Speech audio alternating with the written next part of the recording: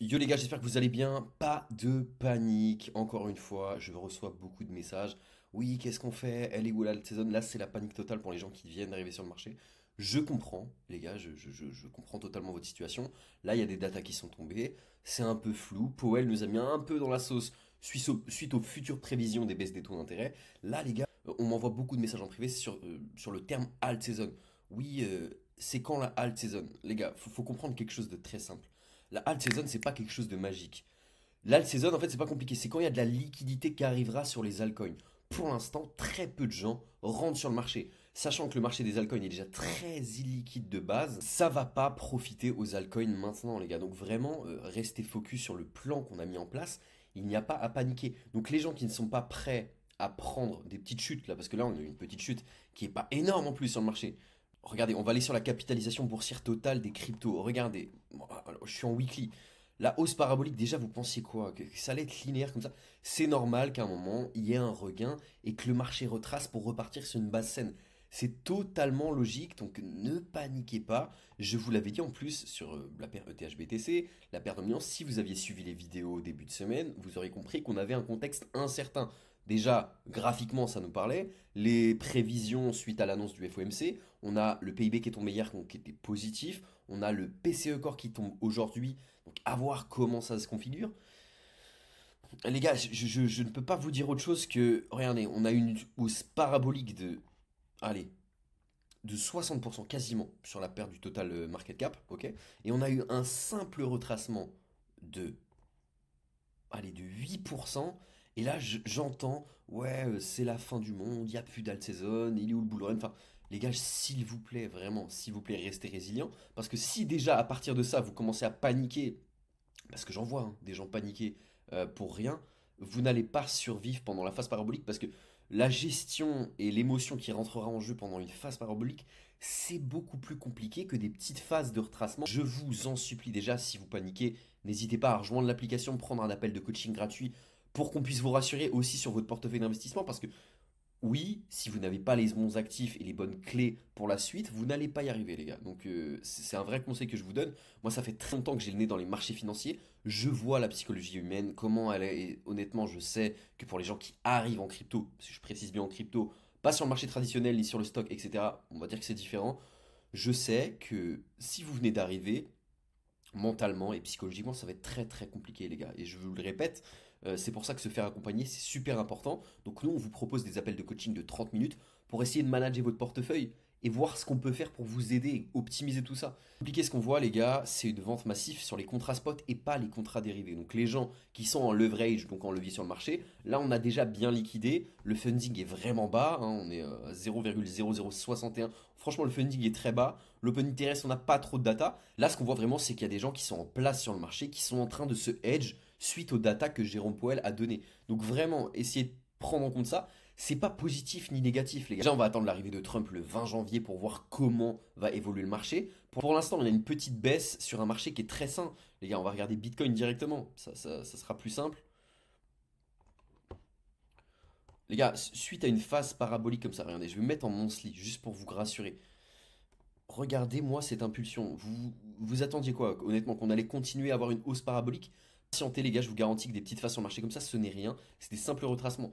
On est venu break la trendline, donc là, voilà, on a une continuité, une validation baissière sur Bitcoin. Ça, c'est indéniable, on la voit.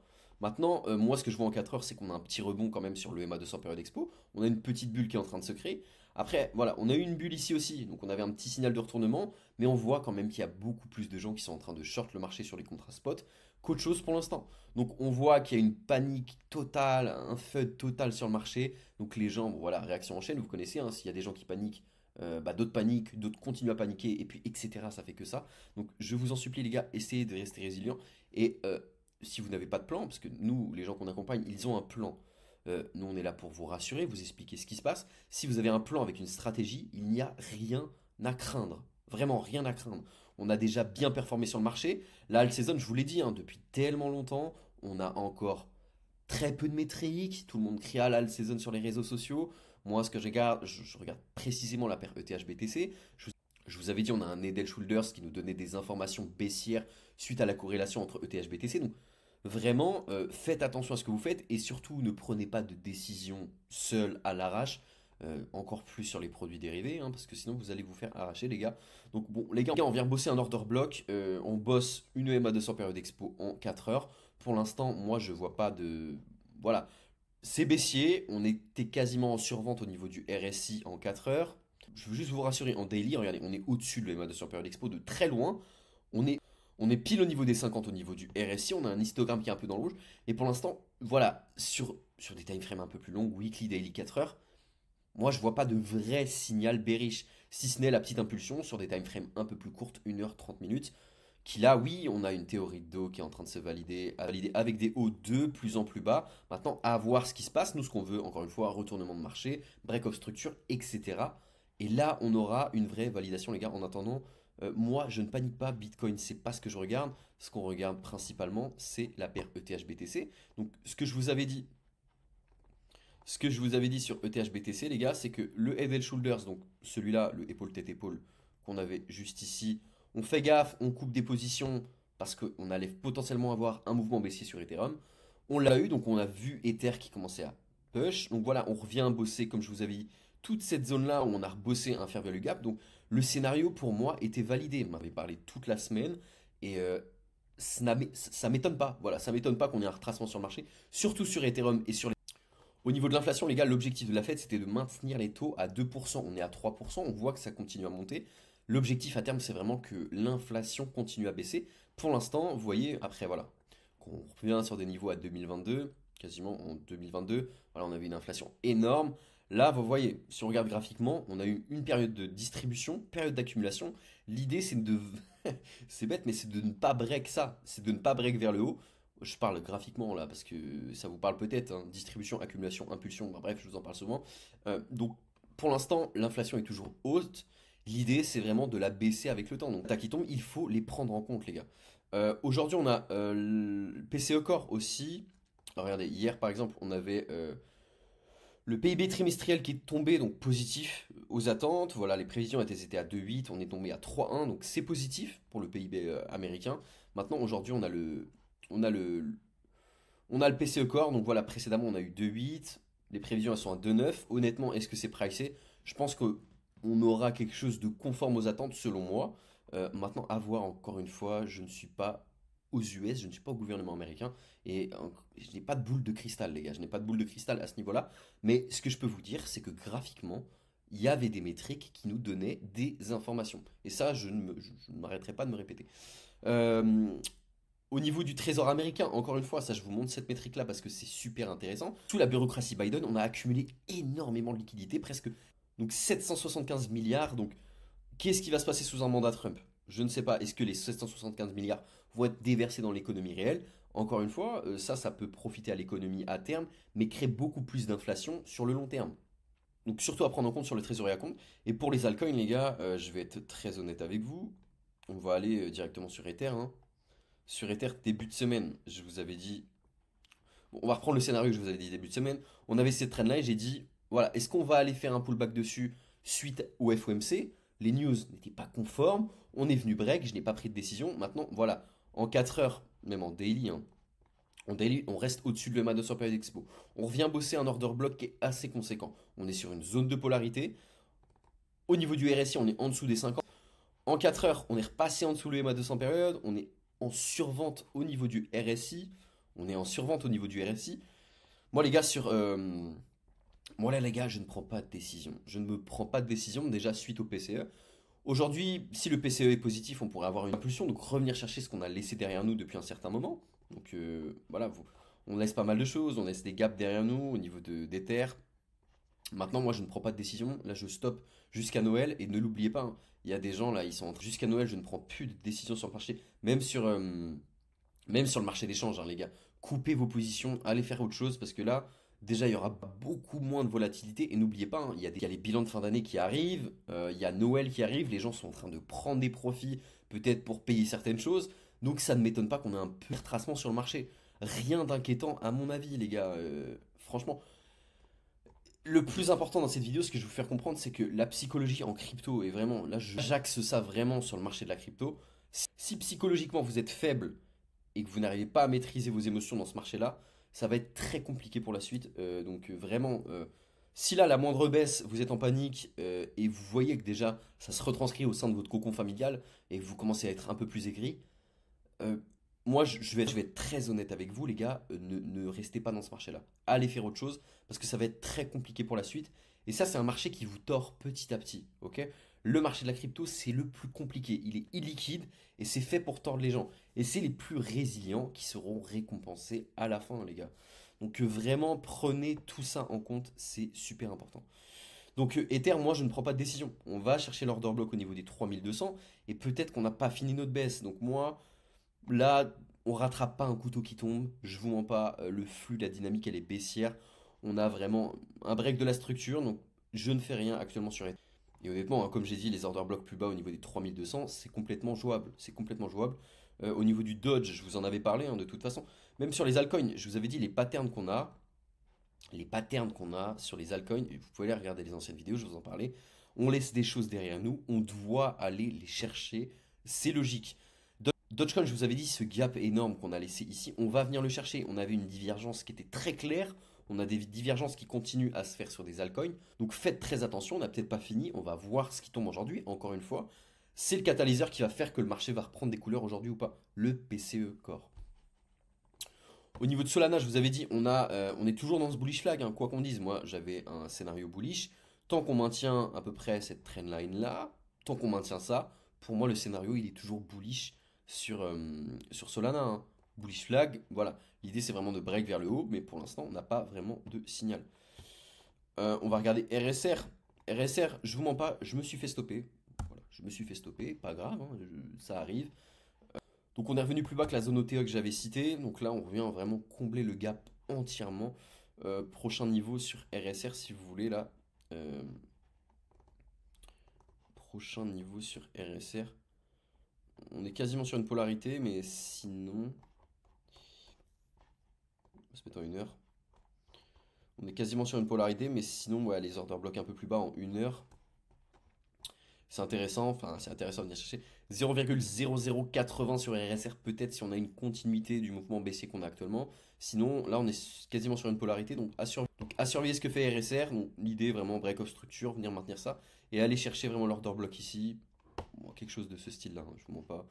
Faudrait vraiment continuer comme ça, valider ici pour ensuite revenir développer. Pour l'instant on n'a pas ça les gars. Il y a pas ce qui... Pour l'instant on n'a pas ça les gars, c'est pas ce qui est en train de se faire sur le marché. Donc on patiente. Au niveau de Peak Network, je vous avais dit, n'hésitez pas, hein, résilient, résilient de fou furieux. Donc on voit que les gens ne vendent pas sur Peak Network, et ça fait plaisir, on voit que le projet est solide.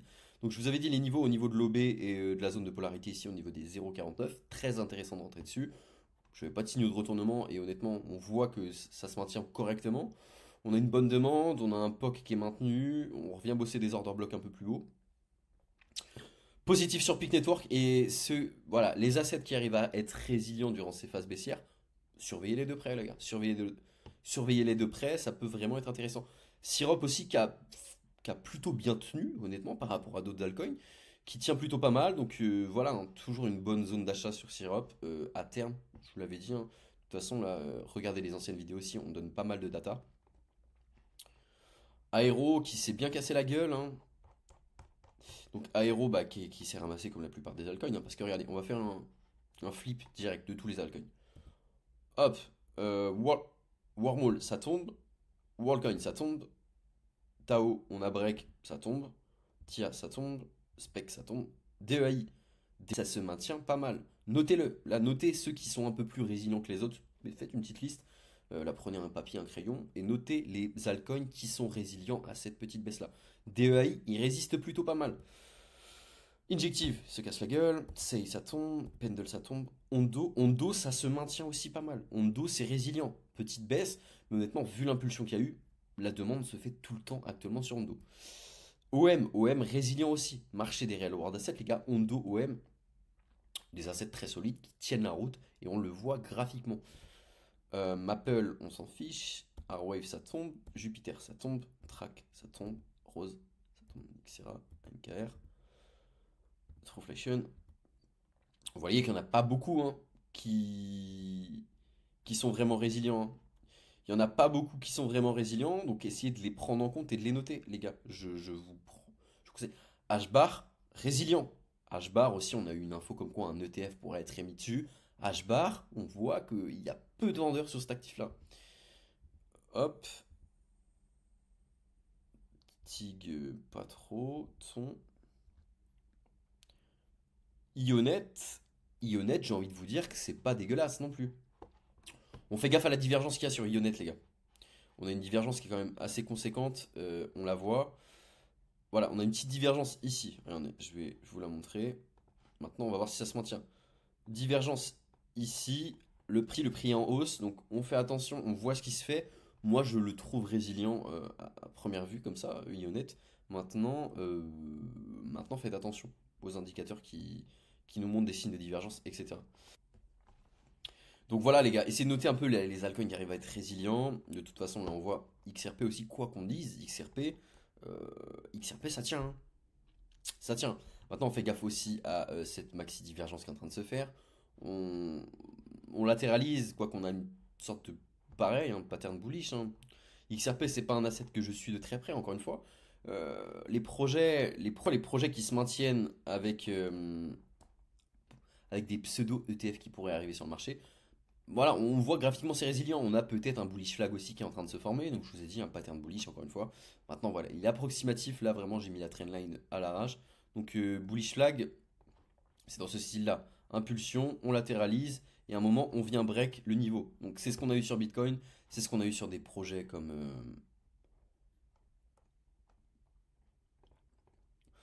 Brett avec un petit bullish flag, c'est ce qu'on a actuellement sur Solana, etc. Les gars, ne paniquez pas, j'espère que vous avez de la liquidité de côté parce que je vous ai dit toute la semaine, on fait attention, les métriques sont très floues. Donc j'ai coupé des positions, j'avais de la liquidité de côté. Si vous m'avez suivi, vous avez la même chose, les gars. Donc moi, voilà, donc on rentre doucement sur le marché, on met pas all-in directement parce que ça a retracé. Mettez des petites sommes, allouez ça parce que la chute peut continuer à se faire, donc lissez votre investissement, c'est le plus important. Donc les gars, sur la dominance Bitcoin, on revient bosser l'order block comme voulu. Maintenant, l'idée c'est qu'on maintienne ça et qu'on vienne rejeter. C'est l'objectif à terme et qu'ensuite on ait une dominance de Bitcoin. Et qu'ensuite après on ait une dominance d'Ether qui augmente. Pour l'instant, on n'a vraiment pas de signal au niveau de la dominance d'Ether. Encore une fois, hein, je vous avais dit quoi? Hop. Je vais vous montrer ça pour ceux qui n'avaient pas vu. À l'époque déjà, c'était une période d'accumulation en octobre 2015. Voilà, accumulation, impulsion, falling wedge. On est venu bosser une polarité et on a eu notre impulsion. On a un scénario qui est quasiment similaire. On a eu notre impulsion, notre falling wedge. Là, on rebosse un order block assez conséquent. L'idée, c'est vraiment de maintenir ça et de break vers le haut pour avoir notre phase parabolique sur le marché de la crypto, les gars. On est encore très loin de quelque chose et je pense que ça se fera courant 2025. Je vous ai dit toutes les métriques là, tous ceux qui créent à la saison, je vous garantis qu'on a très peu de data pour le moment. Très peu de data. On est sur quelque chose. Bien sûr, regardez, si on regarde Other, le total market cap et on n'exclut le top 10 de la dominance, on maintient cette trendline là, on a 4 points de contact. Pour moi, le rejet qu'on a actuellement, la petite chute, c'est rien d'inquiétant. Et on va revenir bosser cet order block là. On va revenir bosser les highs petit à petit, les gars, encore une fois. Maintenant, l'idée, c'est d'avoir un plan clair, une stratégie clé en main, et essayer d'optimiser ça. Donc, si vous êtes en panique, les gars, actuellement, et que vous avez besoin d'être accompagné, n'hésitez pas à cliquer sur le lien dans ma bio. Déjà, rejoignez l'application, parce que c'est gratuit. Et l'appel de coaching de 30 minutes avec mon associé au mois, c'est gratuit aussi. Profitez-en pour vraiment qu'on puisse manager votre portefeuille et que vous n'ayez plus de craintes débiles dans ce marché. Parce que oui, il y a des gens, ils sont en panique. Bon, je pense que ça va être tout pour moi. En tout cas, n'hésitez pas à me dire pour lundi les altcoins que vous voulez que j'analyse, quelles métriques vous voudriez que je regarde aussi de mon côté. Il y a plein de choses à voir, donc n'hésitez pas, tout est dans les commentaires. N'hésitez pas à liker, à partager, tout ça, vous connaissez. En tout cas, merci à tous, je vous souhaite un bon week-end. On se retrouve dimanche pour la petite vidéo sur un projet que vous aimez sûrement. Je vous avais déjà fait le teasing. Donc on se dit à dimanche pour la vidéo YouTube. Et puis pour les membres premium, on se retrouve dans le Discord. Bon, ciao, bon week-end à tous les gars.